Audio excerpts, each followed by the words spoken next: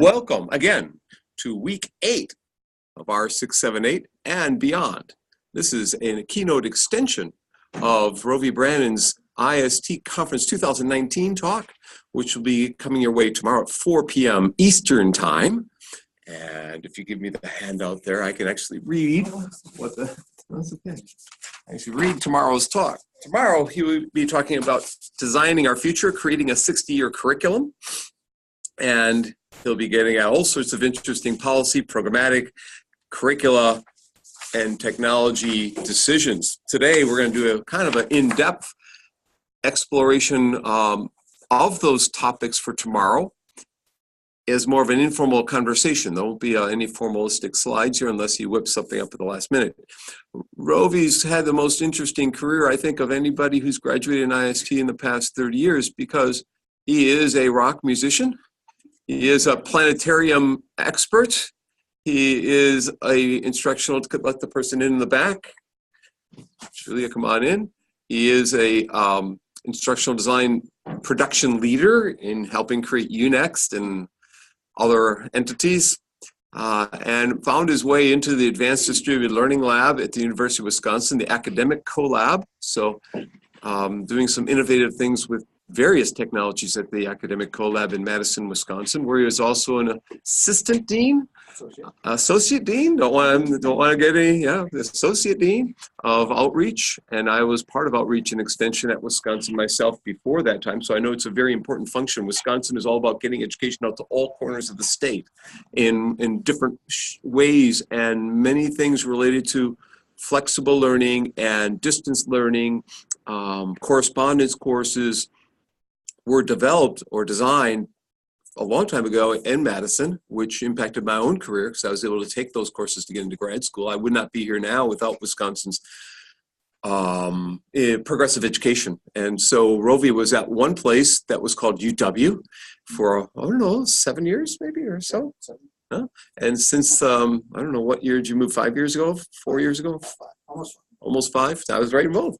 So 4 or 5 years, he's been at another UW, University of Washington in Seattle, and he is the vice provost and part of the Continuum College, which I hope he can explain what that is, because I don't think that name of that existed when we talked last time, but he can elaborate on that. He's been interviewed in USA Today, the Seattle Times, Fox Business News, CBS, and other media outlets. And so you may also know Rovy's work in mobile learning. He's done many conference keynotes in the area of mobile learning, especially at the Wisconsin Distance Teaching and Learning Conference every summer. And he has recently become, or he's about to become, president of the University Professional and Continuing Education Association, UPCEA. And he can maybe talk about the initiatives of UPCEA and why he volunteered or was arm twisted to become president, and what that organization is providing to all of us in the area of alternative degrees and trying to address the cost issues of education. So we're going to get into quite a few different issues, and we'll open up for questions after Rovy gives I think maybe he can give us a condensed version of tomorrow, and the extension then of beyond tomorrow of what you're not going to talk about would be valuable for all of us. And after that, we'll open for questions. Maybe we can present some more. We'll go back and forth and all this. So, Rovy, if you want to take over, if this spot works for you, that would be great. This looks great. I love looking at myself while I'm talking and presenting. There's just nothing more intimidating than seeing, there's just no good side. I don't know where, but anyway. Thank you very much, Curt. I appreciate it. And I know Curt talked about, how important Wisconsin Extension was to his switch from accounting into EdPsych and then on into IST.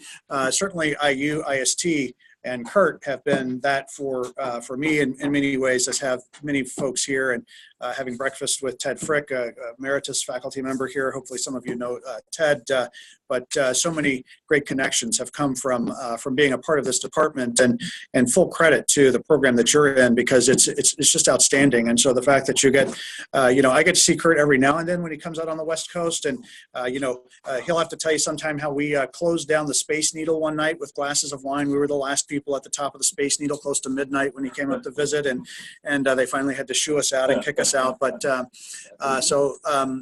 it goes back, but it's a great connectivity to colleagues, and so I hope you all become some of those additional colleagues that I can connect with here from IST, because we all need each other.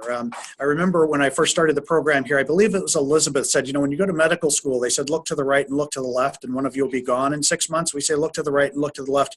Those will be your colleagues in the next 20 years. And I will tell you, the number of people that I met in this program that I am still deeply connected with all across the country and all around the world is simply astounding. It's an amazing program. So, you all know that because you're paying money to be here. But I want to tell you, just after you've been out for a while, it really is, it looks even better after you've been out and you're not in the midst of the stress of the work. It's an incredible privilege to be at a program like this. So I hope you can take full advantage of it. So, all right, so enough of that. I had one comment on that. I just sent a note to someone else about that Rovy's here, who's an alum from, and I said, here's all the people that were here at the time, Brian Beatty and Hannah Paul Kerr and all these, and it's just like, they're all successful and doing wonderful things. That cohort was that Rovy was in, that you were in, or a lot of people have done a lot of successful things. So, but Rovy's is definitely more unique than most actually. And so that's why we're fortunate to have him come back and tell us a little bit about his journey. Yeah, so a little, and you got a good sense of the big trajectory of the arc of my career, sort of heavy metal musician, and I'll talk about this tomorrow, then vice provost. That's clear as a bell, how you make that happen. And I'll talk more about that, a little bit about that background tomorrow.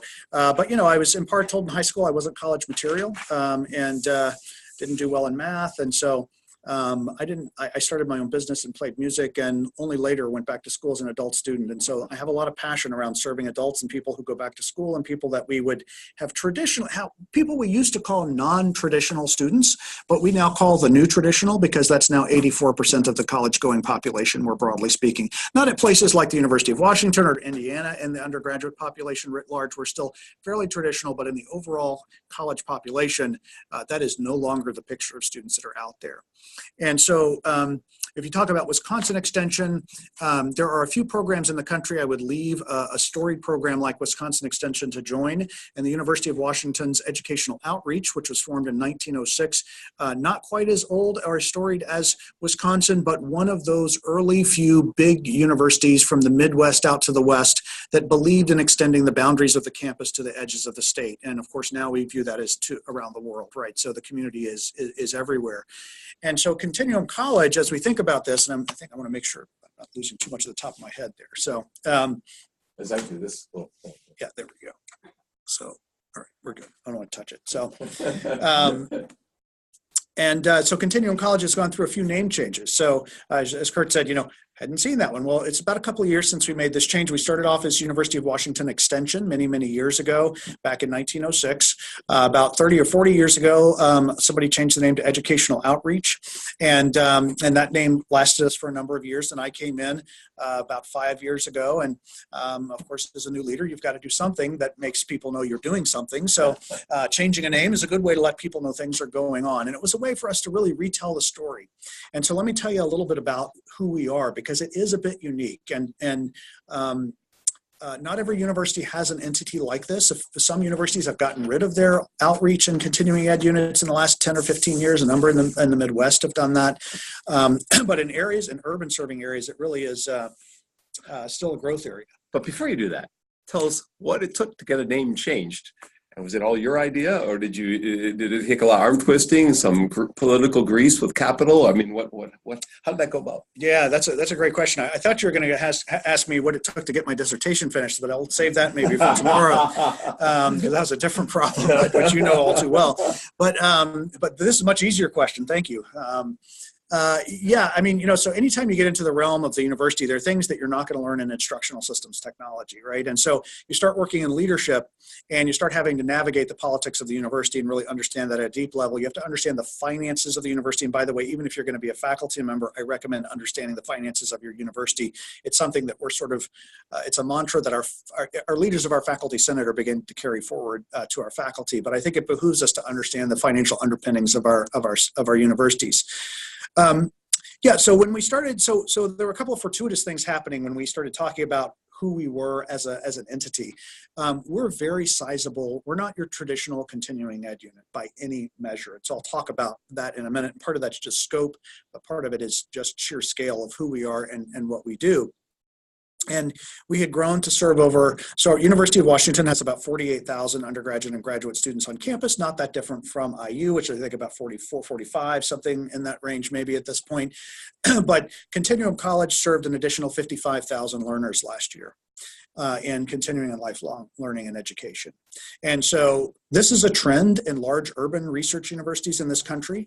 The extension units and continuing ed is growing faster in terms of the number of people served than the main campus is by far. Harvard Extension is now bigger than Harvard. These are secrets we don't talk about because, people don't understand until they see. Now, these aren't students in the traditional sense. I use the word learners very intentionally rather than students because they're not in often traditional kinds of programming in terms of how we operate.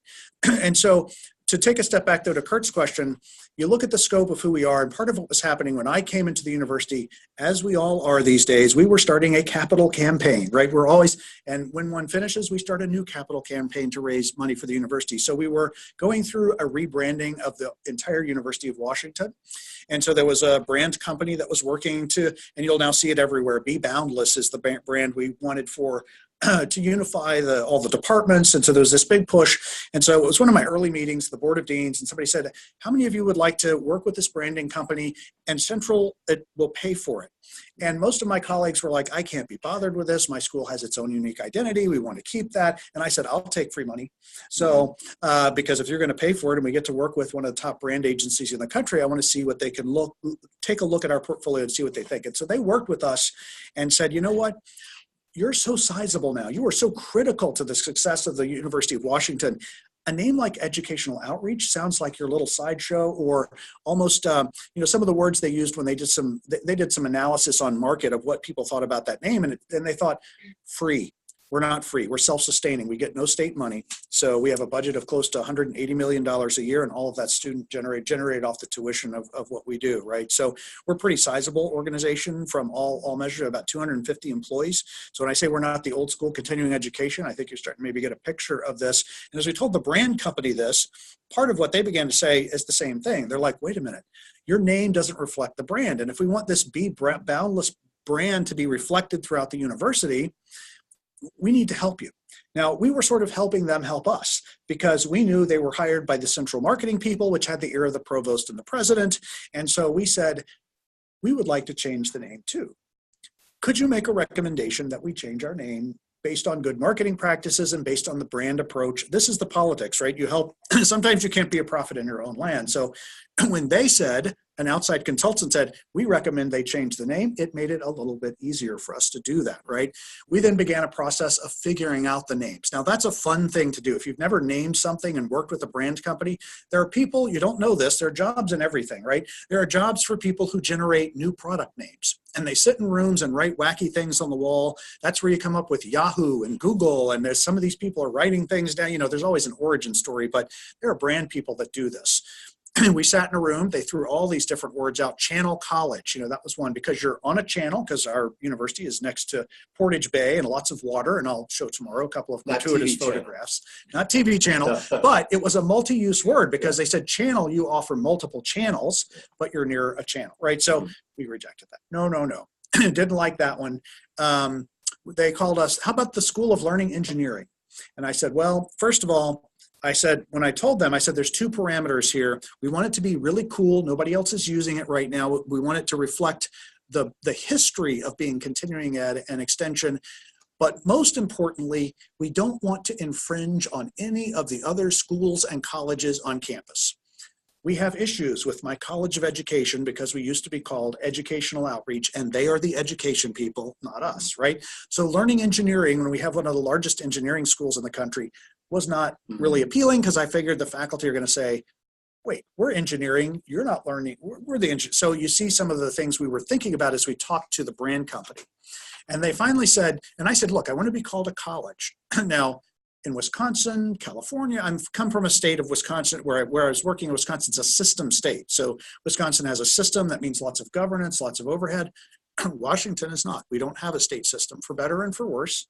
Does mean we all sort of do our own thing, but that means there's less overhead when you use certain words. So like in the state of California, if you want to use the word college, it goes all the way to the state legislature. So I wanted the word college or school in the name of what we are, even though we don't have faculty right now, because it starts to move us in a direction of acceptance of being a critical part of the academic infrastructure of the institution.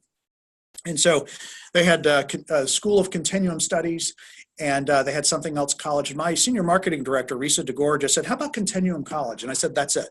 That's the name. You mean the marketing agency? My marketing director was sitting, we were all in the room with the brand people, and they were saying, how about this name? And she said, how about, my director said, let's take those two words and put them together. How about Continuum College? Continuum College. With two different, so you put the two.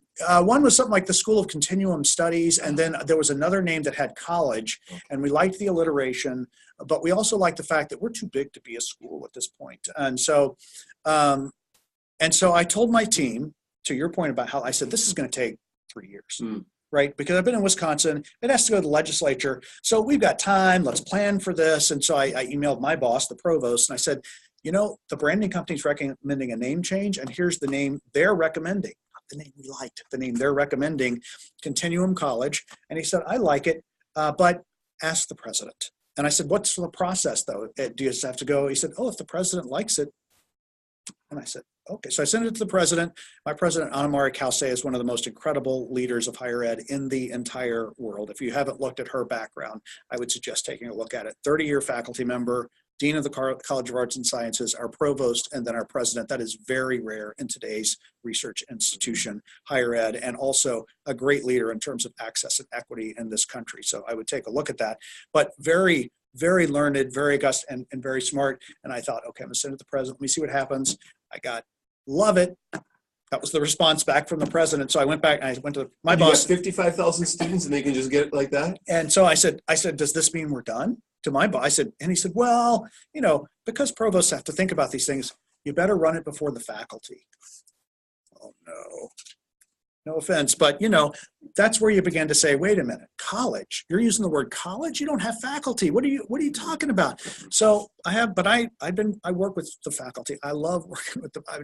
I'm not one of these folks who, because you can get into this mode in faculty versus administration very quickly. And we are a very heavy shared governance institution. And so I love working through and with our faculty.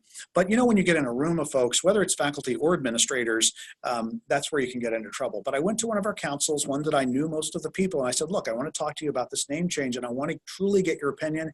If you don't like it, I am not going to go there, because it matters to me what you all think. And this is also about our internal brand for the way you all think about us. So if you don't like it, just let me know, be honest.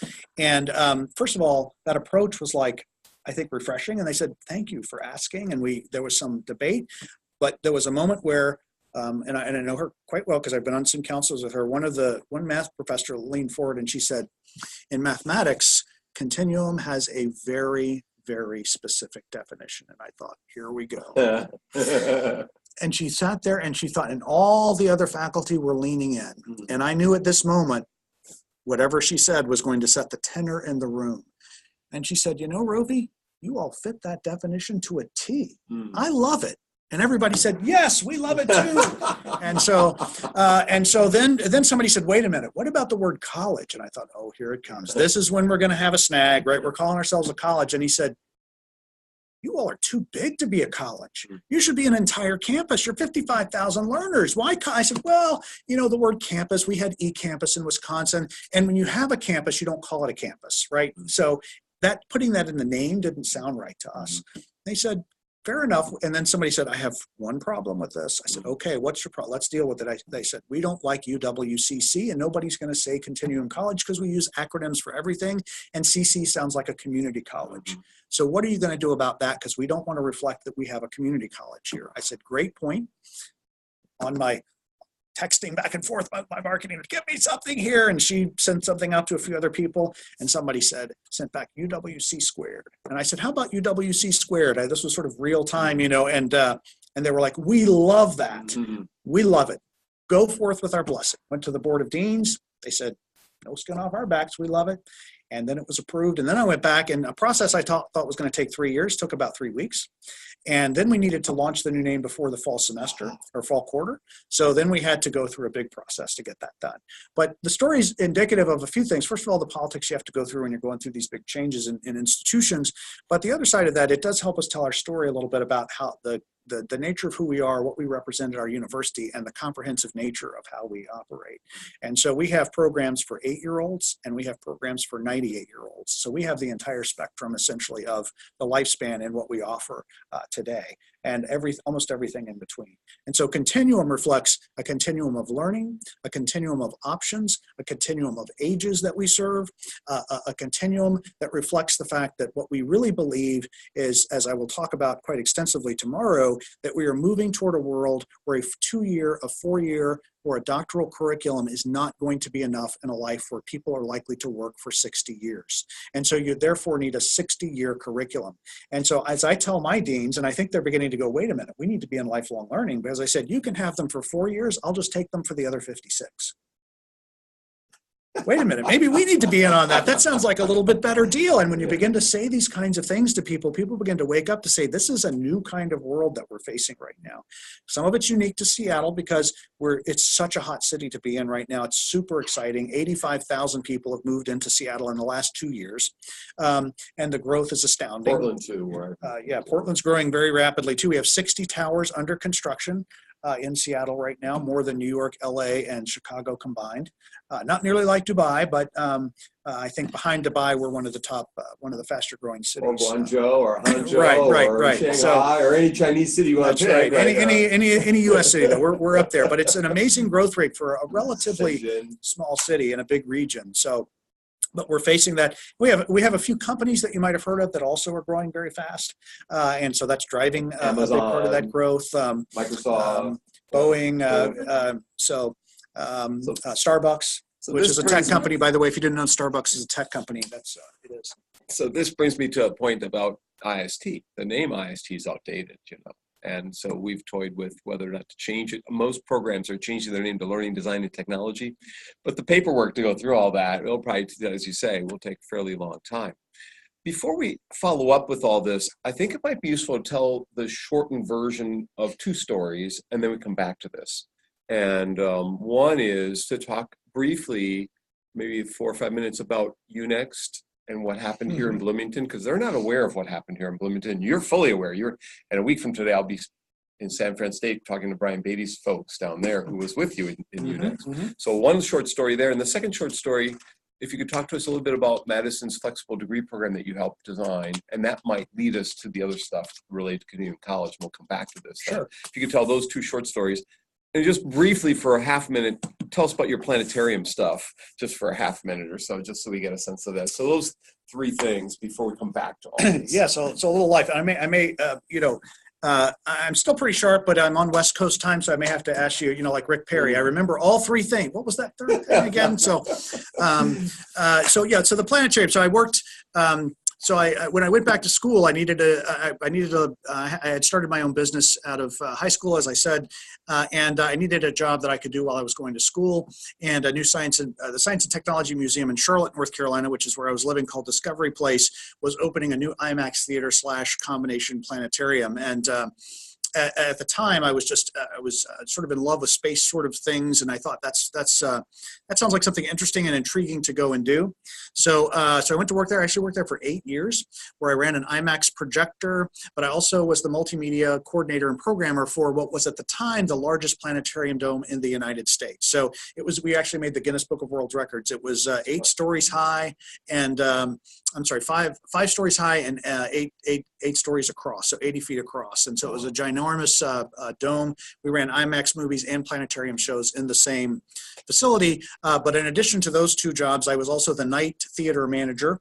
I don't know if you knew this, but that meant I ran the Pink Floyd laser shows late at night on Friday and Saturday night. So I began to develop a reputation as the laser dude, because I would come in and say, "Good evening, ladies and gentlemen, and welcome to the planetarium. We're ready for you tonight." So because I did a little radio work, and I'm not going to tell that story of my old radio days, but and get people really excited, and we would have a really great time. And it was a very different crowd than the educational group that would come through during the day, and we'd have a lot of fun with that. So but I will tell you, I was majoring in psychology full time, I was working 60 hours a week doing those 3 jobs at the museum, and going to school full time at University of North Carolina at Charlotte, double majoring in psychology and philosophy. And I was going to be a psychologist, going to be a clinical psychologist. Absolutely took every single course. I knew I had to ace every course because the admission rates into clinical psych programs are like 3 and 600. Right. I did undergraduate research. I did the whole 9 yards, got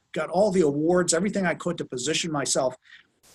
Applied to about 10 programs, got into one at the University of North Carolina at Greensboro, and went up for 2 weeks, went into the clinic, started to realize what that world was really like, and that my mind had changed around educational technology while I was working in the planetarium, working with lasers and state-of-the-art video. I had a dual 486 Pentium machine that could render 2 minutes of video in 48 hours or less. And that was hot stuff back then, because otherwise I was splicing film, right? So that was high-tech stuff. And then I went up to UNC Greensboro, and I said, so I work with computers and technology. They said, oh, we have one of those.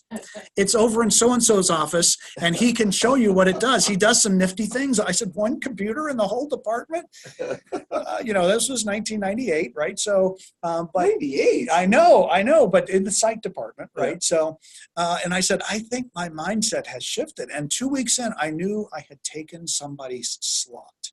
So this was horrific for me personally, a decision to say, I have gotten on the wrong boat here, folks. I need to change my seat. And I went and talked to the head of the program, and I said, this is not the right thing for me anymore. It was 3 years ago, but my direction in life has changed. And so I said, I'm going to go back. I had not left my job at the museum, so I continued that. And I started thumbing through the catalog at UNC Charlotte, knowing I needed to go back to school for something.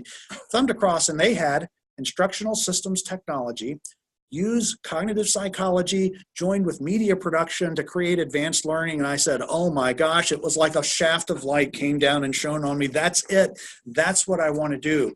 And I'll tell one more quick story on this, because I'll just add to that. When I was in grad school, I was reading all the AI stuff. Artificial intelligence was the thing. I was a member of the. It's about to be the thing again. It is. I was a member of the Canadian Information Processing Society. I was getting IAAA magazine, AI magazine, AI in education. I was reading all this stuff, like 15 different things I was reading. I went to Madison. I went over to the AI department, the psych. It was in the psych department. I went to the first, and then I started talking to the students in psych, and they're like, how long to get done? Oh, 10 years, 8 years. I'm not done, I've been here in 7 years, and it was a clique. These people in AI were a clique, and I'm like, I can't do this. So I already was going to do ed psych, but I was going to minor, do something within AI. So then I decided, what can I minor? Oh, there's ed tech is a great program. They have this very social critical analysis of technology. And it was a neo-Marxist kind of program, actually. It wasn't a lot about the technology per se. It was more critique, but we did some video. I did some video production stuff, my first class there, and other things. But there was a guy named Michael Stribo, was like one of the most brilliant guys I ever met, and I was hooked. And so I minored, and we could do whatever we wanted. And even my PhD, I could take pretty much whatever I wanted, and I double majored in human learning, human development. And there was no set things. There were a couple of inquiry classes, and then pretty much you had to take 4 of these out of a bucket and 4 of these and some of these. And I'm like, Wisconsin is very flexible, and you might get back to that notion of being flexible, but that kind of got me. I don't like being constrained and in part of a clique or that kind of stuff. So same kind of thing. So what you plan to do, you get there and it's like, nah. And I looked up certain faculty. I'm going to take this person. By the time when you get there, it's like all these other cool stuff's available, and all the people you plan to take, you don't have time in your schedule to take them because there's so many other great things that you can take. So. Well, let me tell you one little last piece to that. When I was in Charlotte, because there's another Indiana connection. So I decided to go take the IST degree in Charlotte. One of the reasons, and I went there and I talked to the head of the program, and he said they'd been modeling it after Indiana University, which is the best of the best, right? And I said, oh, well, that sounds good. And I came in, started the degree. Great, the person head of the program, great, but tiny. It's a program, not a department, right, at UNC Charlotte. And very small, couple of faculty. The lead faculty, very experienced, had worked with corporations all over the world, so great experience, but not techie. right? And I wanted to do tech stuff. I was starting to get into that from my work at the museum. I'd built their first website. I said, there's something in this. And they're like, there's no future to the web. It's a fad. I said, no, I think it's not. And so a new faculty member was hired at UNC Charlotte, and he was named Marty Bray. And he was my former TGA. Right. Actually. So Marty Bray came down to UNC Charlotte. Well, Marty Bray knew a thing or two about technology. He loved technology. He was very tech-centric. Well, Marty and I just hit it off. I was like, oh my gosh, somebody who gets what I'm talking about. My master's project in 1997 was to, or I'm sorry, 1998 was to, I built an online class using synchronous and asynchronous tools and taught through that online class a couple of master's degree sessions. Now, most of the students were sitting in the computer room down the hall because people didn't have enough an internet connectivity to do it, but we would run down and they would pretend not to talk to each other like they were on the internet. And so I wrote that up and did that, and I wouldn't have done that without Marty Bray's support. And Marty really said, Rovy, you've got to go get a doctorate. You just have, you've got what it takes. You need, and my first mentor in the program was saying, you know, it's probably for you between Florida State and IU. And Marty said, oh, there's no contest. You need to go to IU. You know, that's where you need to be, because that's where people are doing these things and making it happen. So that was the connection that got me up here. But so should I go to Wisconsin next really quickly? So at the time, by the way, there was a lot going on in the late 90s here because this building was relatively new, and there was a lot of experimentation with technology and education, things like that. So yeah, it was a crazy cohort that came in. It was, like you said earlier, it was a lot of fun. So really good cohort, yeah. He was part of it. And so Wisconsin, and what was the other thing that you were saying? UNext. UNext. Okay, so I'll go. Let me do UNext first, so we'll stay in chronological order. So I came here, worked for Ted Frick, managed the websites for IST, learned the whole Transform and the whole system that was in place at the time, which is I'm sure all gone and replaced with modern technology then. But one of the reasons I selected coming up here was this was one of the few IST programs, or one of the few programs in the country that actually had a website at that time. And I thought, well, if they have at least have a website, and it was, you know, gray, it's a gray net, Netscape kind of page, but it was there and it had information and actually had an online application process, which I could not believe. And it worked. And I couldn't believe it. You know, it's one thing to have an online application process. It's another one to have it work, right? So it actually worked.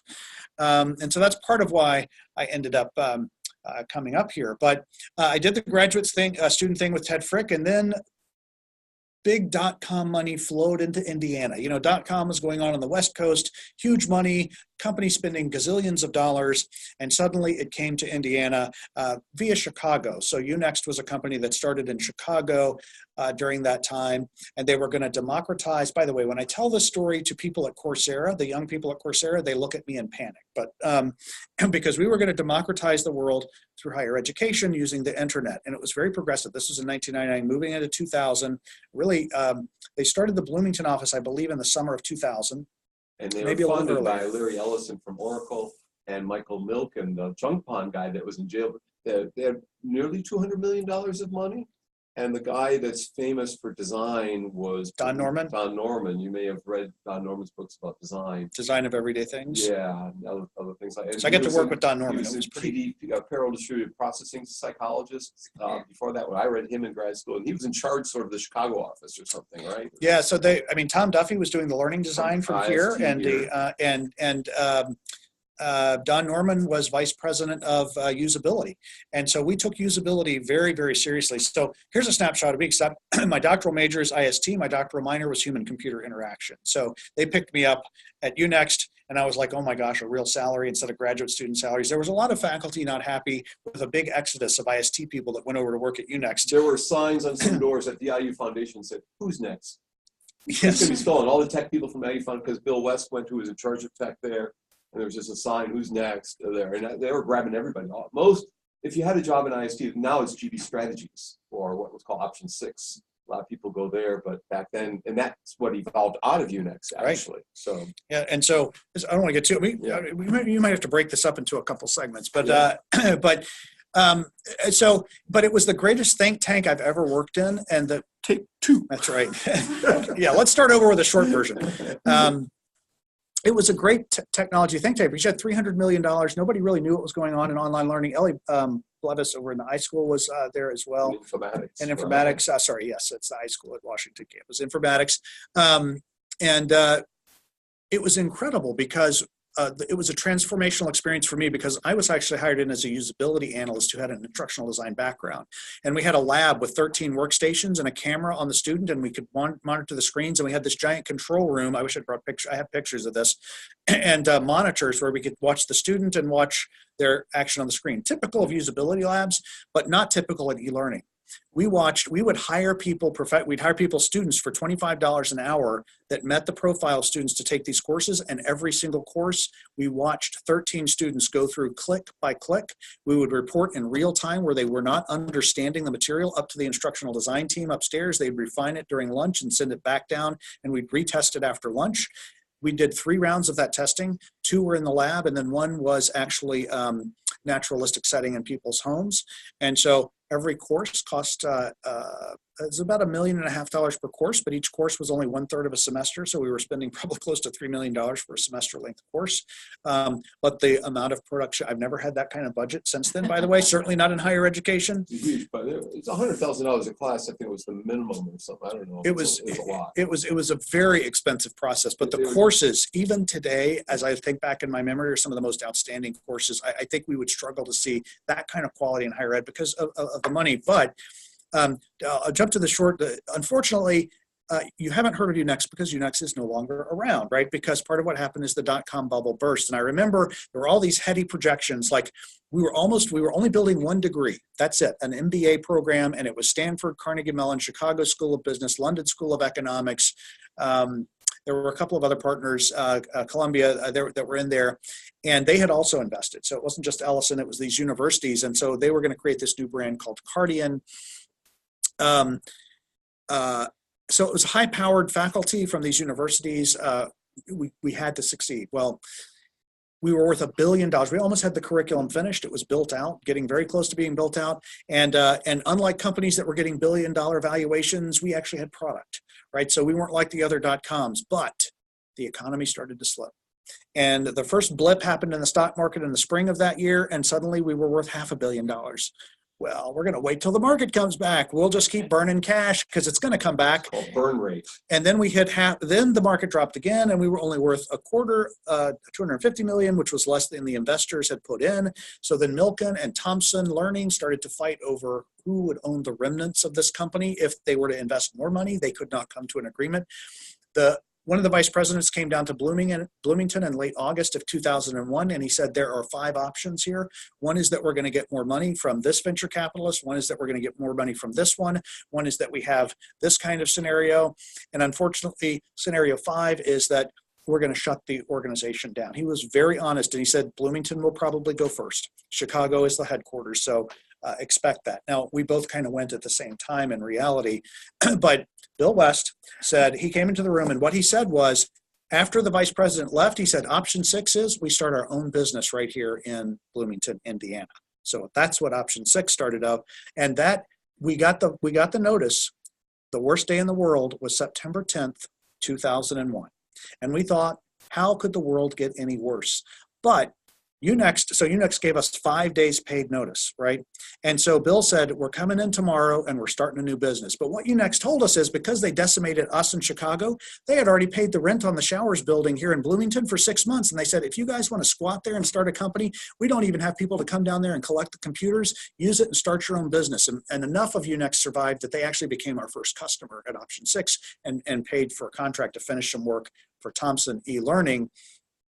The next day, of course, was September 11th, 2001. Bill West was at the lawyer's office incorporating option 6. Option 6 was incorporated on September 11th, 2001. None of us had any idea that it was going to survive for very long. Certainly that day was a big marker for us, but we were all sitting in the office at the Showers building, sort of already thinking we only have 5 more days of pay and what's happening. So it was kind of an interesting time, but obviously I stayed there for about 6 more months, and then I went to Eli Lilly after that, got recruited, and I needed sort of a regular paycheck, and I stayed there for about 5-6 years, made that drive up to Indy every day for 5 years. So I'll add and correct one thing, maybe a slight correction. One of the problems of UNEX they had is they had Harvard and London School of Economics and Stanford professors creating the courses with them, but it wasn't a Harvard course. It was a Cardian course, and there was no brand, there was no name recognition. So then they started to move towards, well, what can we do? And they started creating what was called quantum courses, short courses. They found these long online courses people didn't want to sit through in the corporate sector or others. So they started moving towards what we're seeing happening today, these micro credentials and nano. They were onto it, but it just was too late onto it. Ran out of money. Ran out of money. But there was a lot of smart people working here in Bloomington, and if that crash hadn't happened, if the economy had been better, this could be a hotbed today. At that time, 2 other entities were growing, 3 other entities were growing, and so if you go to the farmers market in Bloomington, have you been to the farmers market ever? So that building behind the farmers market is where that's the Showers building. That's where they were. Well, 2 other entities. We had a Center for Excellence in Education. That second floor glass office was what funded this building, in effect. That's why the federal government paid for this building, to demonstrate new technology in education. Marty Siegel is now a faculty in informatics, created what's called wisdom tools, doing cohort-based time-revealed scenarios of content and students, participants learning about culture of Coca-Cola or whatever. Anyhow, that wisdom tool spun out of the school of ed and was also in the Showers building. And then Sonny Kirkley, his assistant, built information in place, doing all sorts of URLs based on geography where you're located, so kids could be at a riverbed and call up the research findings of other kids at that same URL, or Coast Guard people would be navigating the waters and know where landmarks were to avoid. Anyhow, he was doing that. He was doing augmented reality, virtual reality, and he created information in place. Those 2 entities merged together. But so we had 3 entities over there, and I created the 4th entity called Survey Share, which sounds like Survey Monkey today. I was a year too late. But so there's other things going on here, and I had something called Course Share, which is kind of like Merlot and other things and that kind of stuff. But anyways, a lot going on. One date, I think the date you gave, 9/10, was a Sunday. I actually think the last day was 9/8 on a Friday. Well, it may have been. Yeah. But the last day. So they went to work on Friday. They got the notice. On Monday, the plane's hit the tower. So it was but anyways, yeah. So these guys are all, some people look at 9/11 as the bad day. In Bloomington, it was 9/8, 9/9, 9/10. Those were the bad days that people were dealing with. But then all of a sudden they created, option 6. There's a 6th option. So anyways, there's a lot of history here in Bloomington related to the IST field that you don't ever hear about. And so that's why another reason why it's good to have Rovy back here. And many of the alums that we talk about that came from IU during that time also went through this UNext experience. And so we all went through this sort of example of we now know what you can do with enough money, right? Yeah. And so you sort of go, wow, what we do with no budget now in most cases compared to what you could do. So it was a real learning experience for all of us. And, worked at Eli Lilly for a while. I won't talk too much about that, but went up to Wisconsin. We'll talk about Wisconsin here a little bit, and then we'll talk more about Continuum College. Had a colleague that, Judy Brown, who was, she was very well known, but she was running the lab up there, and I was always jealous of the cool stuff she got to work on. And she saw me at a conference, and she looked over and she said, "See that guy over there? Would he be a good replacement for me?" She was going to retire. She would send a weekly list of everything happening. And it was this, and I wanted to get this list, but I didn't want to get the list. It was like everything I got to explore, everything in the news for the week. It was just like, she was amazing. Yeah, just absolutely astounding. And I said, no, he'd be a terrible person for your job. Actually, he would really suck. I would be a great. She's like, "You're interested? You're in the corporate side." I was like, "Oh my God!" Oh, you were selling yourself. Yeah, I said, I want that job, and so actually, I said, no, he'd be fine. I didn't say so, but she said, well, if you're interested, let me then, because I knew some of the people up there already because they had come from this program. Curt Squire had come from here. Curt knew me. He was involved in the ADL lab. Class, actually. We just contacted him. Oh, great. Yeah. He's at UC Irvine now, but at the time he was at Madison. And so ended up going up there, taking the job at the ADL lab. The ADL lab was at Wisconsin System. We moved it over to Extension because the dean of Extension was new. He was on my advisory board, very innovative. And I said, he and I started talking. He said, let's get you over to Extension. And he said, and by the way, I'll move you off of soft money. And I said, oh, okay. Yes, we'll move over to Extension. And he said, but I want you to also lead my instructional design team, which is doing all the online learning, and build my media team. And so I said, okay, that's when I became associate dean for online learning. We had multi-campus online programs, pretty traditional, but we didn't have degree granting authority for Extension. And we were separate. Extension in Wisconsin was a separate institution from the rest of the campuses there. And so what he said, what we were talking about was we'd been talking about competency-based education for a while, but we knew none of the campuses would get that. So he said, look, we need to have a way to get degree granting authority so we can run this. So I began reading, this is what they don't teach you in IST, right? I began reading all the chartering documents of all the rest of the institutions in Wisconsin to find out what their rationale was for the differentiation and the way that they offered degrees. And of course, none of them had competency-based, but many of them did have modality-based ways that they delivered that were somewhat unique. So I said, here's our end to go for degree granting and do competency-based. And so we worked on that. We've got that approved. It went from him, our chancellor saw it. He said, this is kind of interesting. I'm meeting with the governor. He went and met with the governor. The governor was like, Governor Scott Walker. Okay. Very famous guy. Ran for president last time. Didn't do so well. So, and Scott Walker did not have a bachelor's degree, interestingly enough. Still does not as far as I know. Mm-hmm. But he understood, interestingly, for all the cuts he was making in higher ed, and I'll just say from a policy perspective, that being nonpartisan here, because as state employees we must, right? It was hurting higher ed, right? We can't talk about policies that hurt higher ed. We can't be partisan or political. And so, cutting the budgets, it wasn't him, but the legislature and him. But here was something he said, I can buy into this. This is really great, but tell me why I don't bring Western governors in here like other states have done. And I said, because we can do it better. Did you actually meet him? Yeah, I met the governor and his higher ed person. And his higher ed person is now in DC working for the current administration. And so I have at least one connection out there. But it was an interesting process, but he said, okay, so it's July. I'm going to put it in the budget, or it's June. The budget gets approved July 1. They put in $12 million, but he said, here's the deal. You've got to launch them by January. My chancellor said, Rovy, can you do that? And I said, oh yes, we can do that.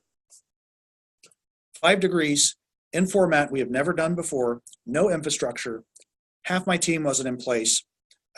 Nursing. We have nursing, IT, a 2-year undergraduate generalist transfer kind of program. I'm trying to remember the rest of these. There were a total of 5, I think, that we had to get off the ground. But so we hired about 40 people in that time. I felt like I was doing nothing but hiring people for a while, but we launched them all. And in fact, I think we launched 6 programs. One was a certificate. So, because we're overachievers. But so you created a college then. So we did not create a college. So we did not get the degree granting status then. We were still forced to partner with the schools and colleges. And if you talk about pain, because then you start talking about 5 registrars who don't understand competency-based or assessment. All the financial aid people, they were terrified because there were no rules around financial aid for this. We were working with the Department of Education directly to really be the first state to be granted direct assessment financial aid. So there was no policies in place, no systems, and we still had to launch. Well, it was very messy. The programs weren't perfect for sure out of the gate. And we didn't even get approval from the feds. So we ended up having to use some of that $12 million to provide financial aid from the state to back up federal financial aid, because you are not allowed to offer federal financial aid for some programs and not for others. And so, so we had to make some aid available at the same level until we could get enough rules set up for the federal financial aid to catch up. But we got it done. Got it off the ground. We went from a team of 90 to a team of 150 while I was there. About 110 of those people reported to me by the time I was getting recruited at that point by a few different entities, but the University of Washington was one of them. And so that was, so I kind of bowed out after we got it launched, but it was a very, very heady and exciting time. So you're in the IU Research Park, your building? In the Wisconsin Research, yes. Wisconsin Research Park. So, interesting. You were in Showers building here, which is off, and that research park's a little bit off campus, a little bit. The innovators are the innovation's happening on the periphery of the campus in both cases. That's true a lot, actually. And so, whereas Washington, you're right in the middle of campus, aren't you, or something? Well, we're physically just off of main campus, but we're, my staff says we're way off campus, and I say, well, we're 2 blocks from campus, right? So, but we're in a corporate tower that was built by Safeco, and so it's about 22 stories, and so it's kind of funny because we're not the ivory tower, but it's an ivory tower. So it's anyway, it's kind of an ivory colored building. So, at the University of Washington, but we are more central, and we are not a separate institution. We're part of our current institution. And as I said earlier, we're deeply embedded with our institution. Okay, so finally, we're 45 minutes in now. Finally, getting to the purpose of this is to talk about what you're not going to get to in your keynote tomorrow. You want to add some flavor or entice us to come to the keynote? Tell us what's going on there. And I made a copy for you too, in case you forgot what you're going to talk about. So if you need a copy of this, anyone watching from us watching remotely, and others will watch this later. And so give us a few things, and then maybe we'll open up for questions. Sure. Yeah. Let's see if I can do something pretty quick here to get us fired up. So, thank you for indulging us in a little walk down memory lane, a little bit of history here. I think it's important to understand the history of this department, in part because as you move forward, this is the kind of connectivity, this is the kind of unit you're in. I mean, it's just an incredible place. And we don't have an instructional design and technology department at UW at all. And so, I'm constantly looking for instructional designers for that reason. And so you come back here and you go, oh my gosh, people who get it, people who understand what we're talking about. It's always kind of an important message for us to get out there. But nonetheless, we got some great people, and we're doing some really cool work right now. What I'm going to talk about tomorrow is what we're calling, as I mentioned earlier, the 60-year curriculum. So I'll talk about a few different ways that we're framing that. But very quickly, what I'll go through in part tomorrow will be 5 key areas. I came out with an op-ed that's in Inside Higher Ed back in about November. And the subtext of that was the 100-year life is going to need a 60-year curriculum. And so for us, there are 5 organizing principles for how we are using this at the University of Washington. We are working with Harvard Extension, UC Irvine, several other universities, Georgia Tech, in a group called ASG, and ASG stands for a small group. So nothing really fancy about that. But we're just sort of a self-collected cabal that's working on this. But at University of Washington, this is how we're framing it. And those 5 areas start off with what I call the meta curriculum. So I'll talk about these tomorrow at a lower level, but I'll focus on one of these today. So the meta curriculum, what is the stuff over 60 years? And how do you think about program arrays in a very different way when you think about 60 years versus 2 years or 4 years, plus some lifelong learning? But if you really start to become structural about this, and we say, if lifelong learning is what learners have to do, the 60-year curriculum is how institutions need to think about what they're providing for lifelong learning going forward. And so the meta curriculum is the big part of that. We think that digital credentials is another area of focus going forward, and I'll talk more about that in a minute with what I would call the new academic stack. So those two things go together, but credentialing itself, as it changes, it's going to, when credentials go digital, it changes the entire game for higher ed, and I hope you all are paying attention to that. It's going to be a kind of an earth shaker. I don't say this to the registrar out loud very much. I hope she doesn't have access to this web stream. We actually have a very innovative registrar. She's on top of this stuff. She's been fantastic to work with, but that's not been my case. Experience with many registrars, they tend to, their responsibility is to keep the data correct. So some of this stuff sounds pretty scary when you start to go into it from that perspective. I'll talk about that in a minute. But digital credentials, the new academic stack, are the new technologies that we need to underlie what I think is the 60-year curriculum. I think we need some new approaches to higher ed. These ideas of these monolithic systems that cost $1 gazillion and take us 10 years to institute are just, that can't continue because it's not keeping up with the times. We then would say supporting all that is a set of learner services that are going to look very different than they look today. So you're going to have, right now we have enrollment coaches that work with students for our programs. We have some retention coaches that are out there. So those are out there, a light number of those, but I think we're going to see kind of interesting positions emerge. I'll talk about this more tomorrow a little bit, but I think we'll see like maybe a learning concierge, positions that help you in between, help you decide what you're going to be learning in the future. So I think that's the learner services component. And then finally, we talk about funding and policy. Here in the United States, $1.5 trillion in student debt. And I gave an interview with a student reporter who was a junior at our school. And she said, tell me about Continuum. And of course, I treat student reporters just like I treat real reporters, because sometimes they are the most critical reporters you can talk to. By the way, I didn't get media training here. It's another one of those things that I got media training because I do talk to the media on behalf of the university at times.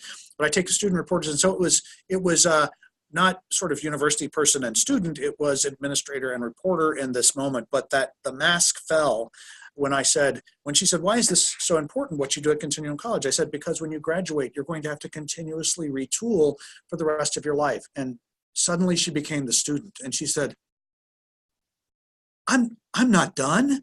I'm a junior. I need to get finished, And I said, well, the iPhone wasn't invented 10 years ago. Things are changing very rapidly. And a good friend of mine, Paul Fain, who's the editor for Inside Higher Ed, he and I were talking about this story. He said, if she's in journalism and doesn't realize she needs to read, she needs to let me have a conversation with her about what journalism has done over the last 10 or 15 years. I've had to retool consistently to be in this field. For sure. So funding and policy is the other part of this. The 60-year curriculum does begin to break that out. It begins to change. We don't have to try to get all the money in 4 years, for example, from a student if you begin to think more holistically. So there's a lot of things to think about in that, but I won't talk about those things today. So let me focus a little bit on digital credentials and the new academic stack. So first of all, digital credentials, we're seeing a proliferation of credential types. So the degree, graduate degree, and the venerable certificate that is undefined and nobody knows what the hell it really means because it means anything and everything depending on who you talk to. And then you're hearing things like badges and micro-credentials and other things beginning to emerge in the environment. Nobody likes the word badge. Everybody kind of goes, it feels nasty. We don't like that. It sounds like Boy Scouts and Girl Scouts. And so, and not like serious learning. But badging systems are important. And I think where they're going is very, very important. But I think we will see a differentiation in credentials. So we're talking about a new framework of how these credentials work. Now, I'm not going to talk much about credentials. I'm going to leap to the new academic stack, but let me talk about the digital part of credentials. Forget micro-credentialing for a moment. Let's just talk about your degree. When your degree right now, your degree contains certain pieces of information, right?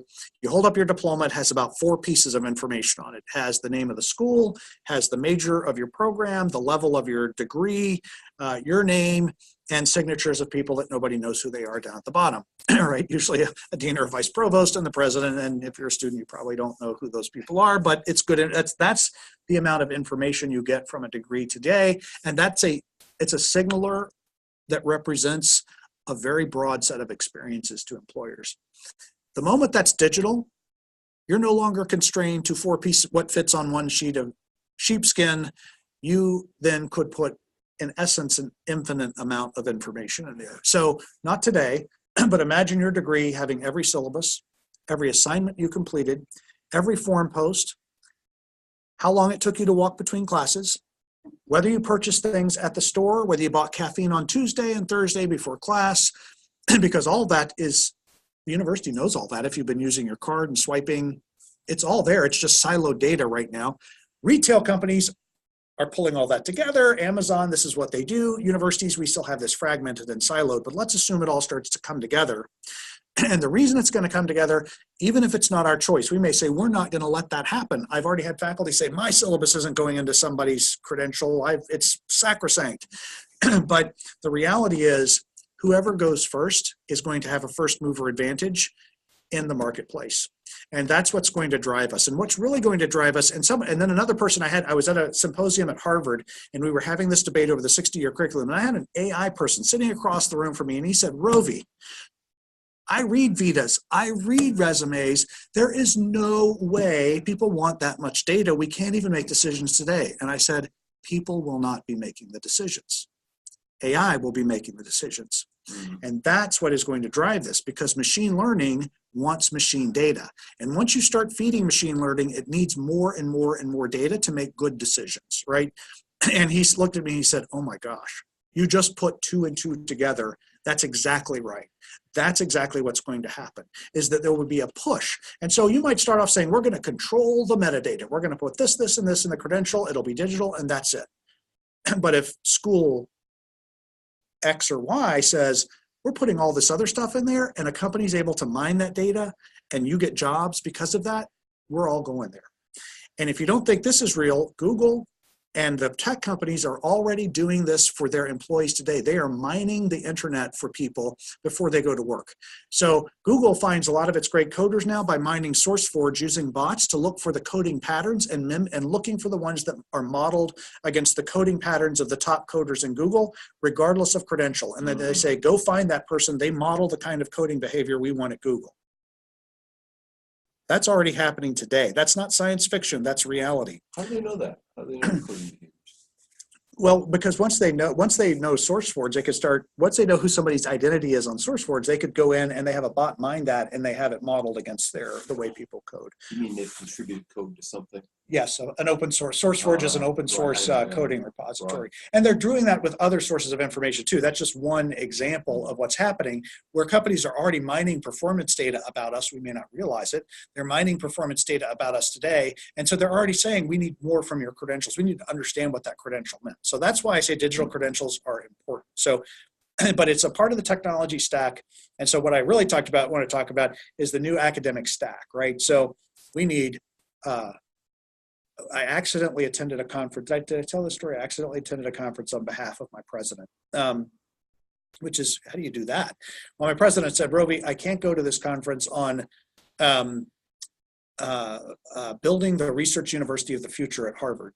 Can you go on my behalf? And I thought, that sounds like a great conference. So I didn't even look at the agenda. If my president says, can you go on my behalf? Of course I say, yes, yes, there's a yes, but I didn't pay attention to so I thought, well, that's going to be a really interesting topic. I got there, it was an architecture conference. It wasn't about sort of the esoteric nature of what research university, it was literally building the research university of the future. And it was all about learning spaces. And at the end of that talk, I said, at the end of the one-day conference, there was a panel. They were talking about digital and the university. And I said, University of Washington, like most major research universities, has a massive backlog of physical campus infrastructure problems. About $2 billion over the next 10 years is what we need for physical campus infrastructure upgrades, new buildings, fixes. That's $1 billion plus is typical of most major research universities right now. And I asked a question. It was a dark room, lighted panel at the top, full of architects and campus planners and non-instructional design people. But I said, if our Board of Regents were to all say you have to spend $1 on digital infrastructure for every dollar on physical infrastructure, what would happen? And the panel had no words. And one of the panelists finally said, it would completely change everything about how we think about higher education. Imagine, but what do we, and so I said, okay, and so I say this at a number of groups and it gets people really thinking about, we're not taking this seriously yet. And it's infrastructure. And so when I talk about the 60-year curriculum and technology, this is not about the cool simulation or the cool animation or the cool development. This is the infrastructures we need to deliver better. And how many of you are familiar with Andrew Gibbons' work? Andrew Gibbons, Layers of Design. Elizabeth Bowling talks about this quite a bit. So you talk about thinking of design in terms of a set of layers, right? And every layer enables or constrains the layer above and below it. Well, we are increasingly constrained by these layers of infrastructure, and I'm sick of it. And I want to do something about it, and I want to fix that problem if we can at a big level. But it takes big thinking to sort of think about infrastructure. And so let me take that example down because it's a little ridiculous that we would spend as much on digital as physical infrastructure. Just what we spend on non-learning technology at our universities can be in the hundreds of millions of dollars every year. And the smallest portion of that goes to learning technology. 4% of most universities, 4 to 8% of our budgets at our universities go to learning technology infrastructure. The rest goes to HR systems, financial aid systems, student information systems. But we're spending $100 million installing a new financial system. But when we say Canvas, let's get that contract down to $3 or $4 million. And it's like, wait a minute, maybe we should be spending $100 million on that and $3 to $4 million on, but we like to get paid, so we want a good financial system. So those things are important. But to begin to contextualize why we need this, if we begin to think about what's happening in this environment, let's just look at the learning management system. So we've all, some of us who've been around for a while went through the learning management system wars where we had our own and locally, and then the administration forces us into one and we fight it, or I've been on both sides of those battles. Come on, get on board, or stop taking my learning management system. We finally have unified most of those across our campuses. We had some Alta Vista web conferencing thing. We fought OnCourse like hell when it first came on board. First class, Alta Vista. That's Notes was before that. I mean, yeah. So, I got in a little trouble for my blog post about all that. We'll talk later about that. So, I don't know if but you've heard that story. But. no, I mean, but it's, so, but really, so this, how much we're spending on this learning on the infrastructures of technology. So that's when I talk about the new academic stack. It really is saying a new way to think about this. And so I start with the idea that it's not about content presentation and data, but about social relationships. And when I look at our learning management systems, they start with presenting content, and then they stick a discussion board over here, right? That is not what we are known for at great research universities. We create communities of scholars that work together, and I have yet to see true research-based education online, to be honest with you. Now, you all may be doing it here with IU Online now. I would think that would be the case. But when you start talking about creating these rich communities of practice that scale, it's kind of interesting to think about this. And in fact, and so on the presentation side, we will see differentiation. So this weird thing's going to happen because now we've consolidated around one LMS. But my analogy is on our campuses, if you think about physical infrastructure, you have a biology building and you have a physics building, and they have very different plumbing and infrastructures and ways that they are set up. And then you have general classroom buildings where you can just walk in and run any kind of general lecture. Canvas is a general classroom building. But what we're starting to see, for example, Rob Liu at Harvard, who does a lot of data visualization in the biological sciences, is building an open edX for biological sciences.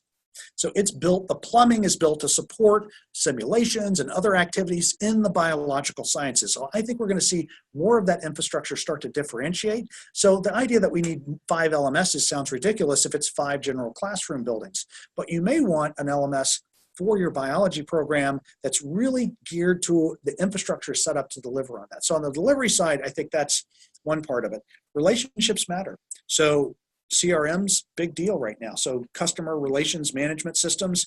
I have been working with Salesforce.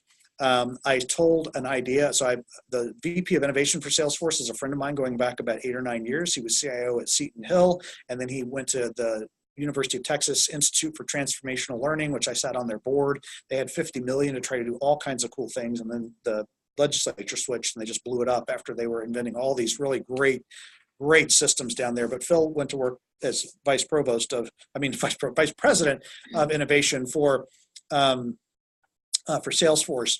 And so Salesforce just moved its AI division to Seattle, to Bellevue. And so 3 weeks ago, we had Salesforce. I said, I want you to bring an A team in. And I started talking to him about this future where we use Salesforce to begin to build a relationship from the very beginning with a student. And we maintain that over 60 years. And it's transferable across institutions and across employers. It becomes a seamless environment because they are the largest CRM system in the world. They already have Boeing. They have a lot of these other customers. And they started saying, wow, that's really intriguing. If we could seamlessly move learning records around and keep them secure.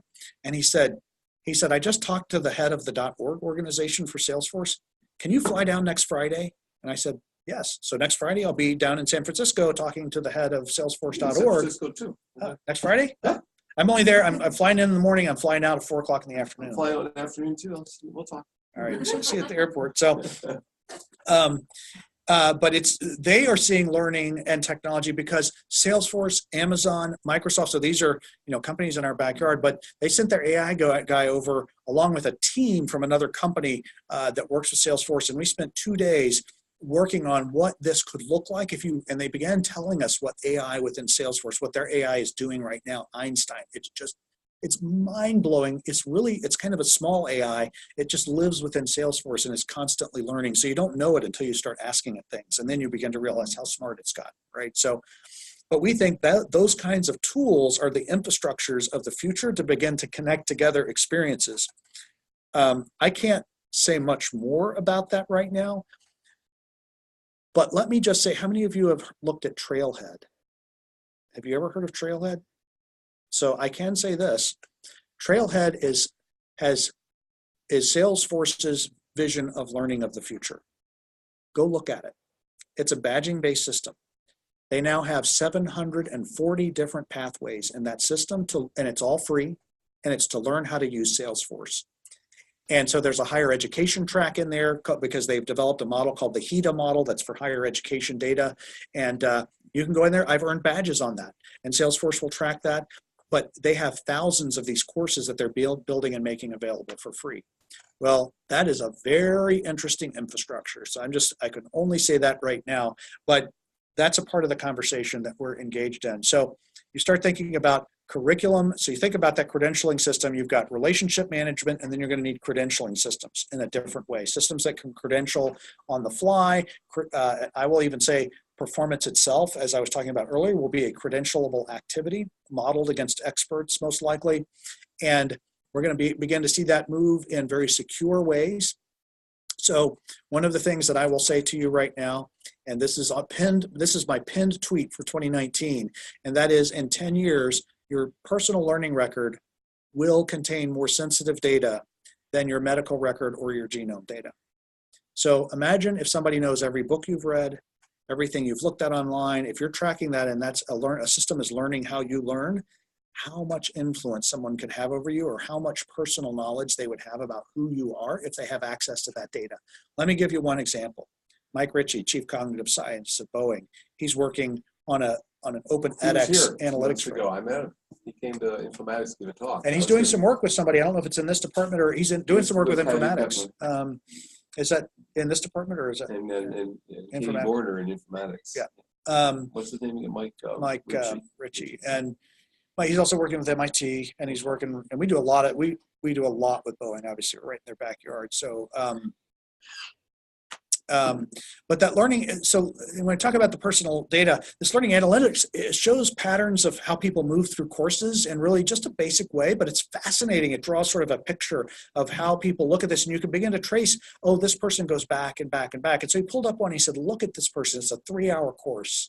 They spent 120 hours, and their pattern was looping back and looping back and looping back until they got 100%.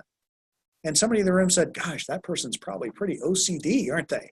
And I thought, that's pretty personal information that you see based on how somebody can learn. That's a pretty revealing piece of information.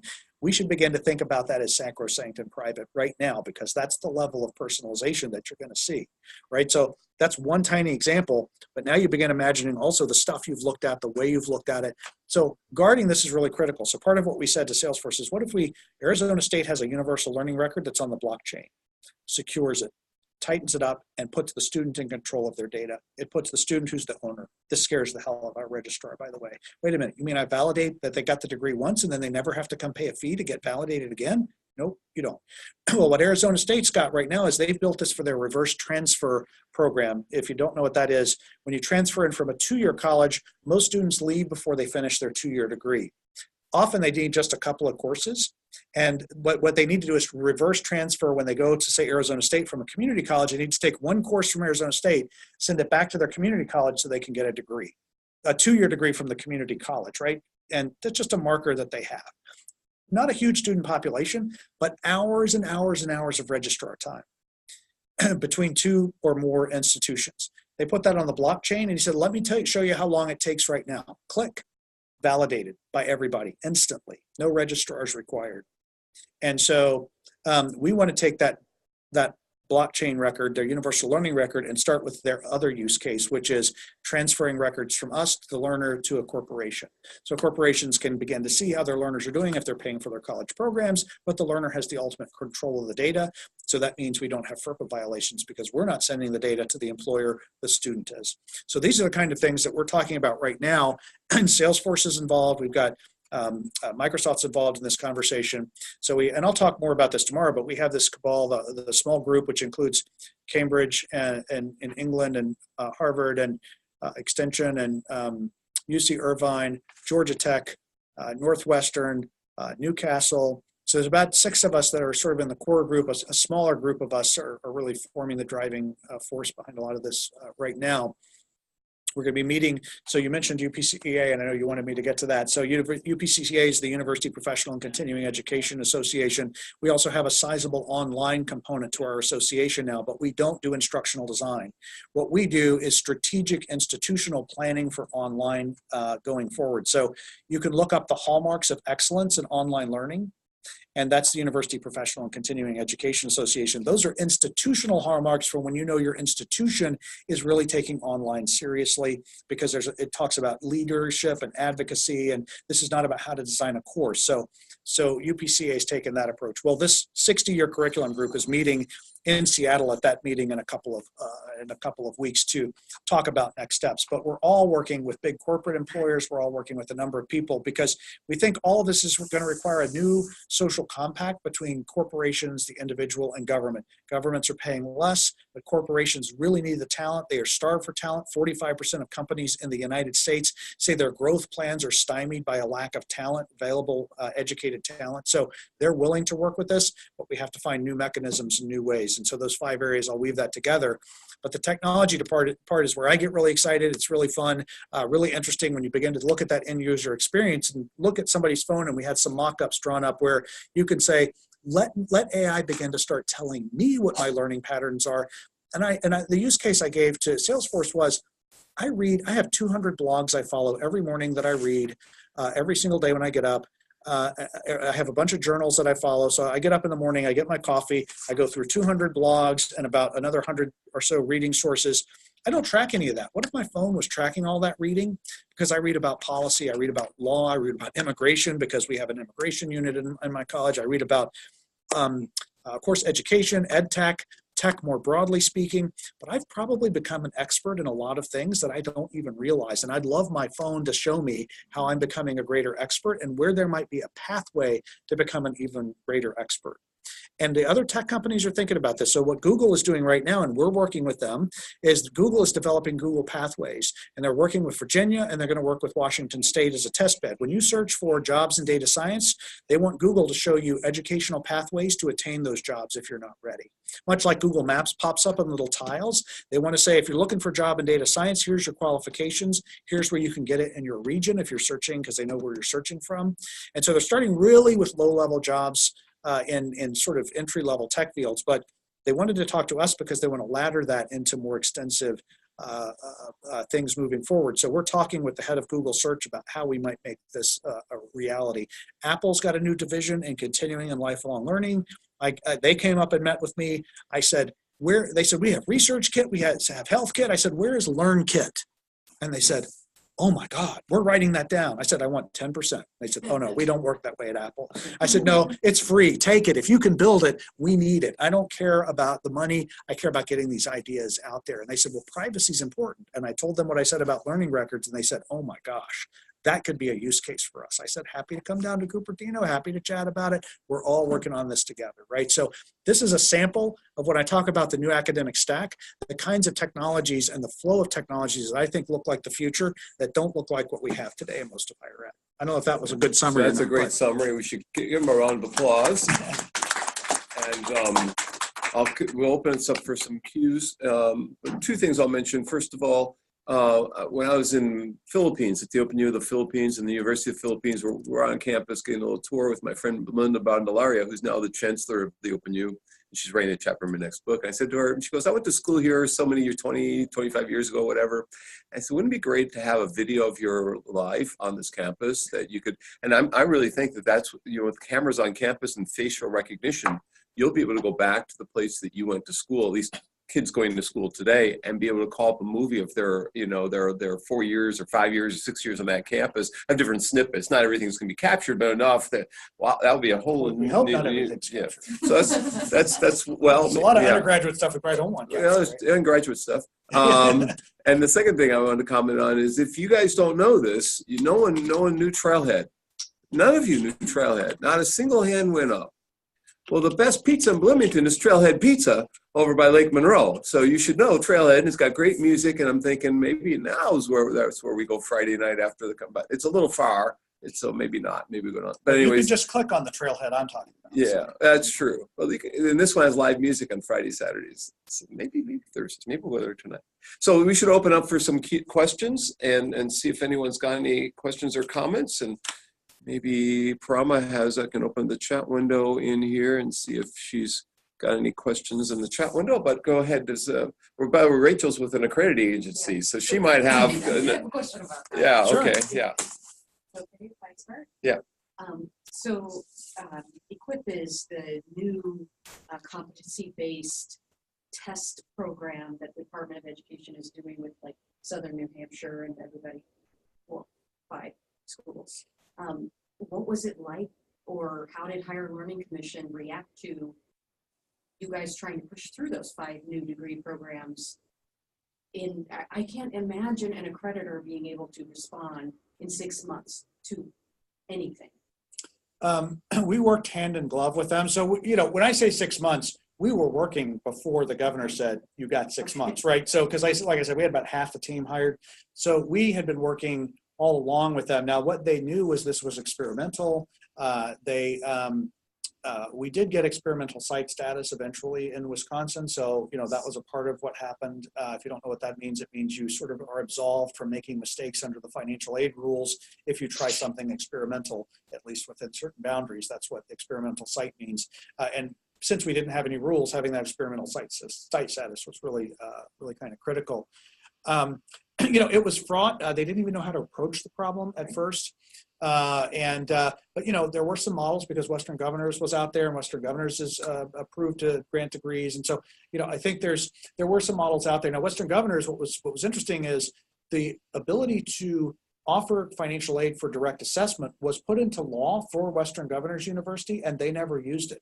They always crosswalked back to the credit hour because they felt like they didn't want to take the time either to help the federal government figure out policy for direct assessment, and they had to offer financial aid. So I think it's still an interesting space. I think the accreditors are becoming more comfortable with competency-based in general, but certainly 6 or 7 years ago, it was really breaking some new ground for sure. So it was fraught, but it wasn't just fraught with the accreditors, it was fraught with the Department of Ed, you know? So, I mean, they were, you know, they wanted to see this happen. Obama talked about us in one of his speeches and said, Wisconsin's doing these great things. And because of that, so they were in favor of helping to make it go, but they also were saying, oh my gosh, we don't have policies for how to distribute finances and what does regular and ongoing look like when you're in this kind of modality? I mean, all those sorts of things that aren't figured out. They're bad in distance learning, but if you go to competent, it really is hard to track. So tough. It was tough, but we got through. And part of the reason I think we got through is because we were the first out of the gate. And so maybe that was, you know, if we'd been second, it might have been much more stringent process to go through. And think about the people you've met. I mean, you know, you've gotten, you know, you got Obama talking about you. You got the president of the university sending you to conferences. You got to meet these people at Boeing, and you know, I mean, all these people along the way that you've been able to meet and be mentored by and influence. You know, it's kind of phenomenal that you know. And you've mentioned others. I forget some other names that you mentioned along the way. So Parama has a question because she's got her camera on. Yeah. Hello. Good evening. I'll repeat the question for the audience here. So go ahead.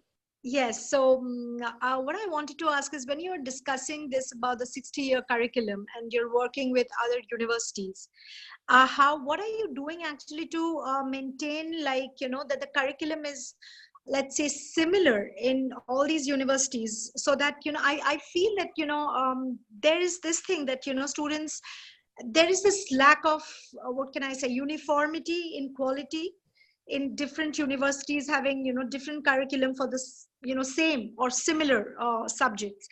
And then when you're looking at it from a 60-year, you know, view, and there's going to be a lot of upgradation for that, I'm sure.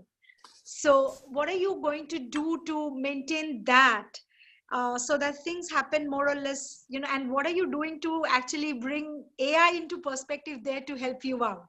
Okay, so I'll have Rovy repeat his version of the question so Yes. everyone here can get that. So go ahead, Rovy. I'm going to mute you, Parama. So I think the question, it really gets at, with the 60-year curriculum, first of all, how do you know what goes in there? And then if we're working with other universities, how do we validate to create a uniformity? So that's a great question. So tomorrow I'm going to give a much clearer definition of the 60-year curriculum to explain what it's not. And what it's not is almost any definition of curriculum. And so it's not really a curriculum in the sense that we would think of a curriculum. And the sharing we're doing is recognizing, I think in the United States, we have this systemless system of higher education that has a lot of detriments, as you mentioned, a few of those, a lack of uniformity, but it also gives us a richness of diversity that is not seen in many other places in the world. So, you know, we have universities from China that come and work with us and they say, oh my gosh, you get to do your own thing without government mandates. And so there's It's a double-edged sword. I do agree with that, but so just philosophically, I think there's a benefit to that, but there are some drawbacks. We're not trying to align on curricular materials. What we're trying to do is align on approach and the way that we teach people over the course of their lifetimes right now. And so that's just that the word 60-year curriculum is a term of art that really represents this notion that we're thinking of, and it sort of gets people's attention because we use the word curriculum, right? But like the Merriam-Webster definition, I'll put this up, is basically, a set of specified activities toward a particular specialization in knowledge. The 60-year curriculum is multiple specializations, multiple credentials, and one of the things I say, it cannot be defined in advance for anyone. Because you're not going to tell me what I need in year 35 of the 60-year curriculum. So it's undefined in a lot of different kinds of ways. So it's very different. And in fact, we've even said that those of us working on it have even said this may be a very temporary term, because we may find something fits a little bit better, but it's gaining currency. One of the reasons I know it's gaining currency is I heard at the ELI conference 2019, a vendor stood up and said, You were there. I wasn't there, but somebody told me, somebody was saying the 60-year curriculum, that their learning management system was built for the 60-year curriculum because it was modular content. And I had to tweet about that, and I had to say, no, 1999 called it once it's reusable learning objects back. That is not what we're talking about. Read this article. But the fact that vendors are starting to use the term means it's gaining some currency. So a great question. I'll talk a little bit more about that tomorrow in defining the 60-year curriculum itself, but you're exactly onto a lot of the questions that people have for sure. Okay. One final question from someone here, or comment. We're almost at 4 o'clock, which we have the room until 4. So, and Julia, you have any comments? I think it's great. And She's a visiting scholar from China. yeah, And nice to meet you. Nice to meet you. Shaolin is a alum, but he's in Taiwan. So we got a couple of people who are visiting scholars in the room. Shen is from Language Ed, and you're from A business scholar from China. right? School of Education. Right. Jen is running the conference, and Rachel's in the EDD program. So, yeah. So, comment or question, Julia? Yeah, I want to learn something about the career accelerator. Sure. Yeah, we didn't even get to that. So great. Thanks for the setup. That's a perfect question. So the Career Accelerator for us, we run about 100 certificate programs that are non-credit out of my unit. So, and what we looked at was we looked at the ones that were helping people get the biggest bang for the buck for their careers, their jobs, and project management that's the easiest one. I cannot build enough seats to serve the number of students who want a certificate in project management in Seattle. It's just, it's the marker that gets you, whether you're a tech person or a non-tech, project management skills are a key. Data science is another hot area. So we picked data science. Python programming, which leads you into data science, is another hot area. So we took 5 or 6 of those programs that are really key to the market in Seattle. And what we said was, we need to expand capacity. And so we took those programs and we said, we want to create 4 formats aligned by competency, but offered in 4 different ways so people could take them in different ways, and so we could expand capacity. And so our certificate programs are 3 courses over 9 months, 1 course each quarter, and 1 night a week. So they're part-time, again, non-credit. So these aren't academic courses, but they're job-focused courses. And that's our bread and butter. We've added an accelerated version that you can do at half that time face-to-face. So that's the second model that we have. We have traditional online, which is quarter-based. It's log into the learning management system. You have an instructor. I call that old school online now because it's no longer fresh and new. But that's one format. And then our most exciting format is on Open edX, where we're running an on-demand format where you can enroll now and start now, but it's the full certificate program. It's not a dumbed down, cheap version that you get on edX or Coursera. You get instructor support and so forth, but it is in a scaled version. So students can choose from any of those 4 formats. To some extent, they can switch back and forth if they need to. So if they start face-to-face and then they move, they can take the online version because we aligned the curricula to such an extent, but we didn't align the methods. We've allowed the curriculum to stay constant, but we've allowed the methods to vary so that each of those formats can take advantage as much as possible of each of the methods that are out there. And so it's been an explosive growth area for us. I mean, the companies in the region love it because the on-demand is exactly what they're used to. They want that for their students, especially the students not living in Seattle or the learners not living in Seattle. And most of our companies have places all around the world. So that's very helpful. So that in a nutshell is what Career Accelerator is. And It's been a real kind of interesting learning experience for us. We're watching which of those versions students tend to gravitate to. The on-demand is growing fastest, but they all are seeing some growth. And we think it's kind of a platform for serving, again, those multinational companies that are located in Seattle, but have a lot of people elsewhere, because they can send their local people to sit in a classroom with us. In fact, many people prefer that. It's interesting because everybody says, well, the techies, don't they want online? Well, interestingly, many of them say, I do online all day. I want to come sit with real people at night and socialize and get to meet people in a classroom. So it's about providing the right educational experience for the right person at the right time in their lives. That's really my version of what the 60-year curriculum is all about. And this is a first step for us on the content side to begin to think about that. I want to thank Rovy and give him a round of applause for today. I also brought a little something for his wife's with him, so she gets some chocolates. She didn't come, so you got. Shh. She doesn't Okay. know. She doesn't know about the chocolates. Okay, all right. Well then, okay. No, So you sure. know. Yeah, she's the chocolate person. I'll bring that. I'll say, look what I got you. I thought I was so thoughtful, and then when she reads the card, it might be different. So I'll take the card. So yes, this is an add-on talk. This is a second talk, and you know, it's often when I do this kind of thing, I often add a second talk because you never know your main event. The technology could mess up or something could happen. You could trip and fall. If you have two chances, you know at least one time you won't mess up. And I don't think Rovy messed up at all today. He gave us a lot of insights, a lot of interesting things that are going on, both now as well as in the past, that gives you to think about one's career evolving, gets you to think about how a degree or credential within the IST field could lead to all sorts of different things that you never had envisioned. You know, when you want to list the jobs that people get from a degree in this field, you wouldn't necessarily have a job, the jobs that he's described for us. Those would not be the ones that come to the top of the list. But yet the non-traditional kinds of outlets for our program are going to become the traditional. I mean, that's just like you were saying, the non-traditional student is the traditional student today.